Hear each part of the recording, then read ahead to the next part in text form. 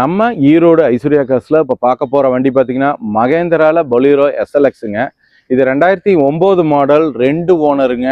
1,00,000 சில்லற சம்திங் தான் ஓடி இருக்குங்க. நல்ல சீட் கவரு. இது AC power steering power window வந்துடும். டயர் 4மே புது டயருங்க. இதை விட ஹைலைட் என்னன்னு பார்த்தீங்கன்னா இன்ஜின் 100% இருக்குங்க.